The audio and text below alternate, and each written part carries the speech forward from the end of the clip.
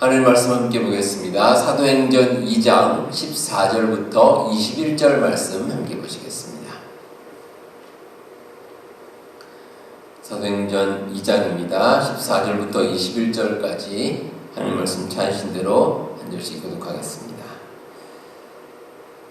베드로가 11 사도와 함께 서서 소리를 높여 이르되 유대인들과 예루살렘에 사는 모든 사람들아, 이 일을 너희로 알게 할 것이니 내 말에 귀를 기울이라.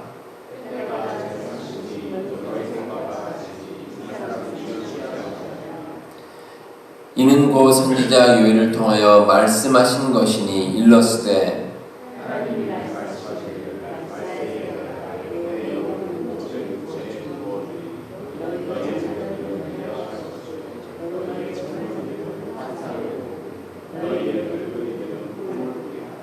그때 내가 내 영을 내 남종과 여종들에게 부어주리니 그들이 예언할 것이요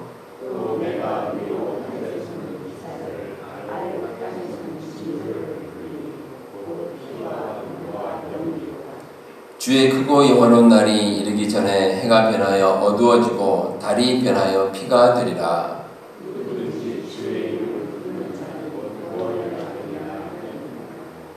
아멘. 저는 여러분들께서 기도해 주신 덕분에 한국 방문을 잘 마치고 돌아왔습니다. 한국을 방문하면 느끼는 것이 참 변화가 참 많다는 점입니다. 특히 이제 한국은 빠르죠. 여러 가지가 다 빠릅니다. 그래서 원래도 빨랐는데 요즘엔 더 빨라진 것 같습니다. 그래서 인터넷도 더 빨라지고 또 그 배달도 빠르고 참 빠른 것이 어떻게 보면 한국의 하나의 장점이기도 합니다. 근데 뭐나 단점도 있습니다. 이제 공기가 좀 좋지 않습니다. 특히 이제 봄이 되면 그 황사가 심하고 또 먼지가 많은데 제가 한 번은 그 일기예보를 제대로 보지 않고 그냥 외출을 했는데 마스크를 끼고 나가지 않았습니다. 그날 이제 황사가 심했는데 마스크를 끼지 않고 외출했는데 나중에 이제 돌아와 보니까 목이 얼마나 칼칼한지 참 힘들었던 그런 적이 있습니다. 제가 한국에 머무는 동안에 한국에서 뭐 여러 가지 좀 굵직굵직한 일이 좀 있었습니다. 한국에 국회의원 선거가 있었습니다. 그래서 이제 4년 동안 입법을 담당할 그 국회의원들을 선출하는데 여러 사람들이 참 많은 관심을 가진 그런 시간이었습니다. 그리고 또 한 가지는 그 국민연금, 한국에 이제 국민연금이 있는데 그 개혁에 대한 공청회가 있었습니다. 그래서 많은 사람들이 모여서 함께 의논하고 하는 그런 자리 있는 것에 방송으로 본 적이 있습니다. 근데 한국은 이제 저출산 때문에 이제 미래에 대한 두려움이 많이 있는데 그래서 이제 국민연금 고갈을 걱정하는 그런 국민들이 많이 있습니다. 어쨌든 국회의원 선거든 또 국민연금에 대한 공청회든 이제 미래에 대한 것입니다. 미래가 어떻게 될 것인가 또 그 미래를 우리가 잘 대처하고 또 잘 꾸며가야 되지 않겠는가 이런 생각들이 있었습니다. 근데 우리가 미래를 생각하면서 또 하나 우리가 잘 생각해 봐야 될 것이 꿈입니다. 꿈. 우리가 지금 당장이 아니라 앞으로의 미래, 우리가 앞으로 어떻게 살아갈 것이고 어떤 꿈을 가지고 살아야 할 것인가 참 중요한 일입니다. 사람들에게는 각자 나름대로의 꿈이 있습니다. 그 꿈은 아주 다양합니다. 그래서 나이에 따라 꿈이 좀 다르고 또 현재 하고 있는 일에 따라 꿈이 다를 수 있습니다. 우리 여러분들은 어떤 꿈을 가지고 계십니까? 보통 사람들은 일반적으로 이제 개인적인 삶과 관련된 꿈들이 많습니다. 그래서 건강이라든지 아니면 생업이라든지 가족들 또 여러 이제 자녀들, 가정 이런 여러 가지 것에 대한 꿈들이 많이 있는데 저도 꿈이 있습니다. 저는 이제 목표를 하고 있기 때문에 당연히 하나님 주신 그 마음으로 목표를 잘 감당했으면 좋겠다라는 그런 꿈을 가지고 있습니다. 그리고 나중에 또 제가 목표를 다 마치고 또 은퇴를 하면 또 그 이후에 또 제가 어떻게 살아갈 것인가 거기에 대한 꿈도 역시 있습니다. 근데 우리가 가진 꿈이 중요한 이유가 있습니다. 우리가 가진 꿈은 우리의 삶과 우리의 미래를 결정하기 때문입니다. 우리는 보통 우리가 가진 꿈에 따라서 인생의 방향을 잡습니다. 마치 이 커다란 배도 그 키에 따라서 어디로 갈 것인가 방향을 정하는 것과 똑같습니다. 오늘 말씀에는 아주 특별한 꿈을 꾸는 사람들에 대한 이야기가 기록이 되어 있습니다. 성령을 받은 베드로와 또 나머지 11사도들에 대한 이야기가 기록이 되어 있습니다. 이스라엘의 대표적인 명절인 이 오순절에 12사도가 함께 모였습니다. 그때 그들에게 성령이 임했습니다. 그리고 그들은 각 나라의 방언으로 말하기 시작했습니다. 방언으로 말할 뿐 아니라 그들의 생각과 태도가 완전히 변했습니다. 자, 이렇게 변한 사도들의 모습을 보고 다른 유대인들이 조롱을 했습니다. 그들이 술에 취했다는 것입니다. 평소와 다른 모습을 보고 저 사람들이 술에 취했구나 라고 이야기를 했습니다. 근데 이에 대해서 베드로는 그렇지 않다라고 설명하고 있습니다. 오늘 말씀이 이제 그에 대한 내용이 기록되어 있습니다. 먼저 14절에 기록된 베드로의 모습을 보면 예전의 베드로와 많이 다르다라는 것을 우리가 알 수 있습니다. 자, 여러분들 혹시 그 베드로가 어떤 사람인지 좀 생각이 드십니까? 베드로, 예수님의 그 수제자죠. 근데 예수님의 수제자로서 이 베드로의 모습을 보면 좀 소심한 데가 있습니다. 그래서 이제 예수님 모른다고 부인을 했죠. 다 굴기 전에 3번씩이나 부인을 했고, 또 때로 베드로의 모습을 보면 좀 다혈질입니다. 상당히 다혈질이고 성격이 급합니다. 근데 오늘 말씀해 보시면 이 베드로의 모습이 좀 다릅니다. 자기들의 그 변화된 모습에 대해서 아주 조목조목 아주 찬찬히 잘 설명을 하고 있습니다. 이 베드로가 참 많이 달라졌습니다. 이 베드로가 왜 달라졌을까? 베드로는 이에 대해 말하기를 성령님께서 임하셨다 이렇게 설명을 하고 있습니다. 베드로가 자신의 성격 스스로 변화시킨 것도 아니고 심리 치료를 받은 것도 아니고 성령님께서 임재하셔서 그들이 변했다는 것입니다. 따라서 베드로는 자신이 술에 취한 것이 아니라 성령께서 우리의 마음을 변화시켜 주셨다고 분명히 이야기를 하고 있습니다.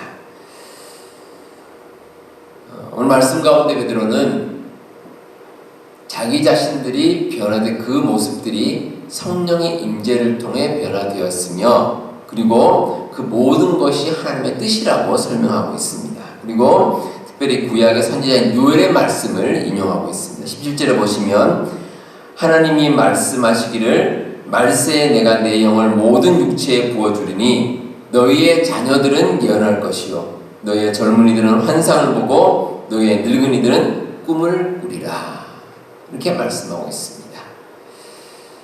이 세상을 살아가면서 미래를 바라보고 놀라운 꿈을 꾸게 된다는 것입니다. 근데 그 꿈이 어디서 나오느냐? 성령께서 함께 하신 것. 놀라운 꿈을, 특별한 꿈을 꾸게 될 것이다. 이렇게 설명하고 있습니다. 자, 이 말씀 가운데 우리가 가져야 될 꿈에 대한 아주 중요한 지침이 있습니다. 여러분들이 꾸은 그 모든 꿈 가운데 성령님께서 놀라운 꿈을 꾸게 하신다는 것입니다. 아주 놀라운 비밀입니다. 다른 말로 하면 우리가 꿈을 꿀 때 반드시 기억해야 될 것이 내 스스로 생각하는 것이 아니라 성령께서 우리로 하여금 놀라운 꿈을 가지게 만든다는 것입니다. 그 대상이 모든 사람입니다. 성령께서 임재하시면 어린 아이부터 젊은이들, 노인들, 또 주인과 종과 모든 사람들, 이 모든 사람들이 똑같습니다. 모든 사람들이 성령께서 주시는 마음으로 놀라운 꿈을 꾸고 살아간다는 것입니다. 자, 이처럼 성령께서 주시는 꿈을 가지면 우리의 삶에 특별한 꿈을 통해서 우리의 삶이 변화가 됩니다. 우리의 가치관이 변하고 인생관이 변합니다. 그러면 궁극적으로 우리가 가진 그 미래의 모든 것이 송두리째 변화가 됩니다. 그래서 성령님께서 주시는 꿈으로 변화된 사람에게는 이 영적인 목마름이 있습니다. 이 보통 사람들과는 다릅니다. 생각하는 바도 다르고 행동하는 바도 다릅니다. 성령께서 우리와 함께 하시기 때문에 내가 가진 생각으로 나가는 것이 아닙니다. 내가 가진 생각이 아니라 성령님께서 나로 하여금 말하게 하시고 나로 하여금 생각하고 행동하게 만드십니다. 영성신학자인 카일 스트로베리라는 분이 쓴 내 모습 이대로 기도합니다 라는 제목의 책이 있습니다. 이 책에 이런 내용이 나옵니다. 제가 잠깐 읽어드리겠습니다. 우리의 느낌과 감정은 우리 밖에 있는 것들을 판단하기 위한 적절한 기준이 아닙니다. 저 사람이 나를 화나게 했다라는 말은 자신을 속이는 말입니다. 그 말의 진짜 뜻은 나는 화가 나 있었고 그가 나의 화를 폭발하게 만들었다라는 것입니다. 그런데 우리는 우리 자신의 화를 인정하지 않고 쉽게 다른 사람을 탓합니다. 우리가 하는 말이나 행동을 보면 그 말과 행동에는 반드시 이면적인 이유가 있습니다. 따라서 내가 생각하고 내가 말하는 것이 전부가 아닙니다. 거기는 반드시 이유가 있습니다. 만약에 우리가 인간적인 것에 사로잡혀 있다면 인간적인 것을 바탕으로 나의 말과 행동이 나오게 되어 있습니다. 하지만 반대로 성령께서 나의 마음을 주관하시면 성령님께서 인도하는 대로 우리가 말하고 행동하게 되어 있습니다. 따라서 우리가 하나님께 기도하는 것은 하나님께서 우리의 삶을 주관해 달라고 요청하는 것입니다. 그래서 우리가 기도하고 하나님 말씀대로 하나님의 뜻 가운데 살아가게 되면 내가 가진 것으로 모든 것을 판단하는 것이 아니라 성령께서 우리의 마음을 주관하게 되어 있습니다. 그럼 우리의 꿈도 마찬가지입니다. 우리가 살아가는 가운데 우리가 미래를 생각하면서 꿈을 꿉니다. 근데 그 꿈 가운데 성령께서 우리와 함께 해주시면 우리는 세상 사람들이 생각할 수 없는 놀라운 꿈을 꾸게 되어 있습니다. 그게 바로 우리 그리스도인들의 모습입니다. 우리 사람들이 가진 꿈을 정말 소중합니다. 각 사람에게 자신의 꿈은 그 사람의 전부이기 때문입니다. 그렇기 때문에 바른 방향으로 나아갈 꿈을 우리가 꾸고 살아가야 할 것입니다. 그리고 그 비결은 성령님께서 함께하는 꿈입니다. 우리가 성령께서 함께 하시는 꿈을 가진다면 그 자체가 은혜이고 축복입니다. 세상 사람들은 알지 못하는 꿈을 가졌기 때문입니다. 얼마나 대단한 일인지 모릅니다. 성령님 통해서 우리가 꿈을 꾸고 살아가면 그 사람의 삶은 완전히 변화된 삶을 살아갈 수 있습니다. 누가복음 19장에 보시면 그 삭개오라는 세리에 대한 이야기가 기록이 되어 있습니다. 이 로마가 지배하던 그 이스라엘에서 이 세리는 그 죄인들의 아주 대명사로 불리고 있습니다. 왜냐하면 이 동족이었던 그 이스라엘 사람들의 그 세금을 걷는데 정상적으로 걷지 않습니다. 아주 많이 걷습니다. 여러 가지 명목을 붙여서 많이 걷고 또 로마에 세금을 낼 때는 그 중에서 일부만 내고 나머지는 이 세리들이 중간에서 가로챕니다. 그래서 많은 이스라엘 사람들이 세리를 보고 욕을 합니다. 그리고 저 세리들이 참 나쁜 사람들이다 라고 이야기를 합니다. 근데 그런 삭개오가 예수님을 만나고 변화가 되었습니다. 자, 여러분들 이 삭개오가 변화되기 전에 아마도 이 삭개오에게 충고한 사람들이 많았을 겁니다. 삭개오 당시 그렇게 살면 안 돼 라고 충고한 사람도 있었을 것이고 또 삭개오에 가서 그 세금을 좀 줄여달라고 그렇게 요청한 사람도 있었을 것이고 또 삭개오에게 그렇게 살다가는 죄를 받는 벌을 받는다 이렇게 이제 이야기하는 협박하는 그런 사람들도 분명히 있었을 겁니다. 이제 그럼에도 삭개오는 변화된 삶을 살지 않았습니다. 하지만 이 삭개오가 예수님을 만나고 변화가 됐습니다. 그래서 성경에 보시면 자기의 재산의 절반을 가난한 사람들에게 나눠주겠다 이렇게 얘기를 했고, 또 자기가 누구의 것을 속여서 빼앗은 일이 있으면 내 갑절을 갚겠다라고 약속을 했습니다. 지금까지 삭개오의 삶을 지배해 온 것은 재물이었습니다. 그 재물을 얻기 위해서 욕을 먹든지 핍박을 받든지 모든 것들을 다 이겨내고 삭개오는 살았습니다. 그런데 예수님 만나고 변화가 됐습니다.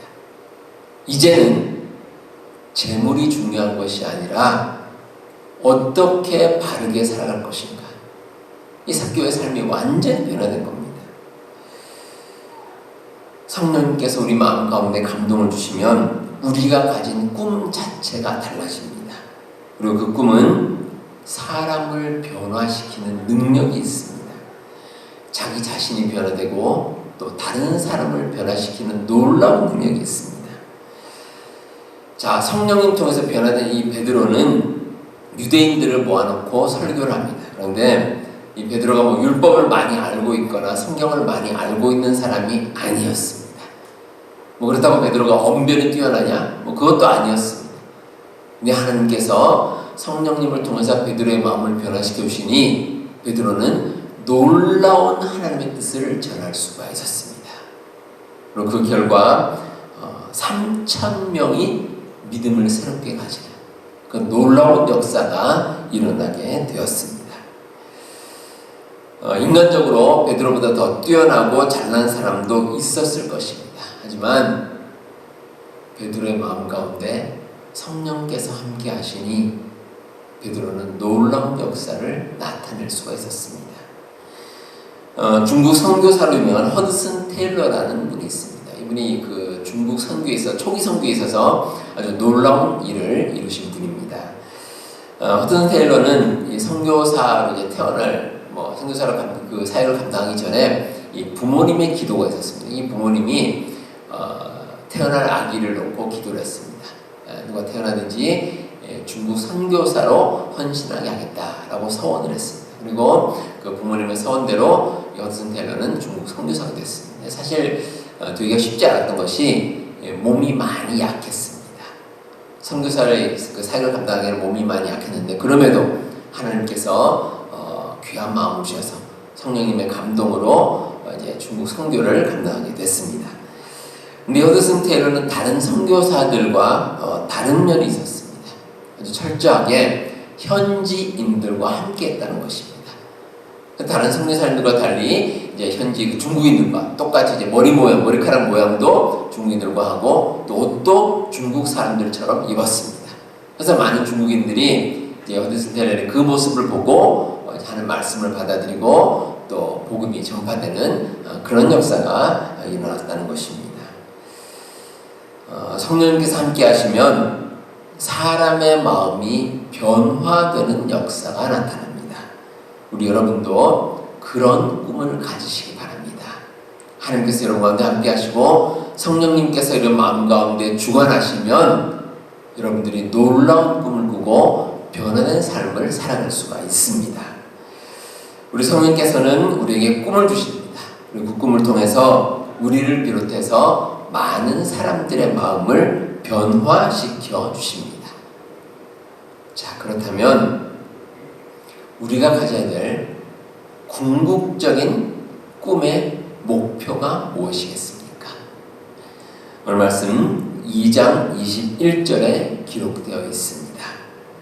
누구든지 주의 이름을 부르는 자는 구원을 받으리라 하였느니라. 주의 이름을 부르는 자는 구원을 받는다. 우리가 가져야 될 꿈의 궁극적인 목표입니다.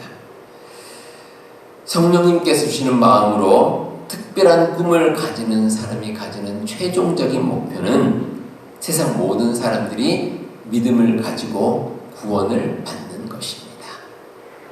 여기 계신 여러분들은 이미 하나님의 은혜로 구원을 받았습니다. 그 감격과 그 기쁨으로 우리 주님의 말씀을 전하고 우리 주변에 많은 사람들이 함께 구원의 반열에 이르는 것입니다. 이게 바로 우리가 가져야 될 그 꿈의 최종적인 목표입니다. 베드로는 세상 모든 사람들이 구원에 이르는 것을 삶의 목표로 삼았습니다. 그리고 그 꿈을 이루기 위해서 최선을 다했습니다. 물론 그 과정 가운데 어려움도 있었지만 그러나 담대하게 하나님의 말씀을 전했고 그리고 이 베드로를 통해서 많은 사람들이 주님을 믿게 되는 그런 놀라운 역사가 일어나게 되었습니다. 불교에서 전해지는 이런 이야기가 있습니다. 그 어느 마을에 어린 아들 하나를 키우는 과부 한 사람이 살고 있었습니다. 그런데 그 아들이 그만 사고로 세상을 떠나고 말았습니다. 이 과부가 너무 큰 시리에 빠졌습니다. 그리고 절망을 했습니다. 너무 힘들어서 어떻게 될지 몰라 나중에 이 석가모니를 찾아갔다고 합니다. 이 석가모니를 찾은 과부가 자기의 사정을 다 얘기를 했습니다. 그러자 이 석가모니가 과부에게 이렇게 말을 했습니다. 이제 이 길로 곧장 마을로 돌아가서 사람이 죽은 집 10곳을 찾아서 각 집을 찾아다니면서 쌀 한 되씩을 받아오라 라고 이야기를 했습니다. 그리고 그걸 받아서 나중에 나에게 오면 그때 이제 해결 방법을 이야기해 주겠다 라고 이야기를 하는 겁니다. 이제 과부가 그 말을 듣고 집집마다 방문을 합니다. 그래서 가서 쌀을 얻으면서 그 집의 사정 이야기를 듣게 되는데 각 집마다 참 여러 가지 사연들이 참 많이 있었습니다. 그래서 그 사연들을 계속 듣다 보니 나보다 더 힘든 사연을 가진 사람들도 많이 있구나 라는 것을 깨닫게 되었다고 합니다. 그리고 다시 석가모니를 찾아서 자신의 문제에 대해서 답을 얻었다, 깨달음을 얻었다 이렇게 이야기를 했다는 겁니다. 근데 여러분 성경에도 이 과부와 비슷한 이야기가 기록되어 있습니다. 누가복음 7장에 보시면 나인성에 사는 한 과부가 아들을 잃었습니다. 이 아들은 과부의 유일한 소망이었습니다. 그 귀한 아들을 잃어버렸습니다. 많은 사람들이 애도하는 가운데 장례식을 치르게 되었고 예수님께서 그 자리에 함께 하셨습니다. 그때 예수님께서는 애도하는 사람들 사이에서 특별한 말씀을 하셨습니다. 주께서 과부를 보시고 불쌍히 여기사 울지 말라 하시고 가까이 가사 그 관에 손을 대시니 맨 자들이 서는지라. 예수께서 이르시되 청년아 내가 네게 말하노니 일어나라 하시매 죽었던 자가 일어나 앉고 말도 하거늘 예수께서 그를 어미에게 주시니. 예수님께서는 그 과부에게 자기가 당한 일에 대해서 의미를 깨달으라고 말씀하지 않으셨습니다. 그 아들을 살려주셨습니다. 하나뿐인 아들을 잃은 과부에게 필요한 것이 무엇이겠습니까? 다른 사람을 통해 받는 위로이겠습니까? 아니면 그 위로를 통해 인상의 무상함을 깨닫는 것이겠습니까? 위로와 깨달음을 통해서 마음이 조금 풀릴 수는 있을 것입니다. 하지만 궁극적인 문제 해결은 귀한 아들이 살아나는 역사입니다. 구원받고 부활하는 역사입니다. 우리도 마찬가지입니다. 우리가 이 세상을 살아가면서 우리가 어려움이 있을 때 누군가에게 위로도 받고 또 때로는 우리 스스로가 그 깨달음을 통해서 마음의 안정을 얻기도 합니다. 하지만 그건 궁극적인 해답이 아닙니다. 우리가 가진 죄의 문제, 우리가 가진 이 세상의 모든 문제들을 해결할 수 있는 열쇠는 우리가 예수님을 믿고 구원을 받고 영원한 하늘나라를 꿈꾸는 것입니다. 그를 통해 우리는 이 세상의 모든 문제들을 다 해결해 나갈 수가 있습니다. 그 놀라운 역사를 우리 주님께서 우리에게 주셨습니다. 우리가 성령의 감동으로 이 세상을 살아가면 우리는 이 세상을 살아가는 가운데 정말 놀라운 꿈을 꿀 수가 있습니다. 세상 사람들은 모릅니다. 세상 사람들이 모르는 특별한 꿈을 가지고 우리는 이 세상을 살아갈 수 있습니다. 우리 사랑하는 성도 여러분, 우리가 이 세상에서 꾸는 인간적으로 꾸는 꿈들이 있습니다. 그 꿈이 나쁜 것은 아닙니다. 우리가 그 꿈을 통해서 때로는 기쁨과 활력을 얻을 수도 있습니다. 하지만 우리 그리스도인들이 꾸는 꿈은 영적인 꿈입니다. 이 세상 살아가면서 성령님께서 우리 마음 가운데 임재하셔서 우리는 아주 특별한 꿈을 꾸고 이 세상을 살아갈 수 있습니다.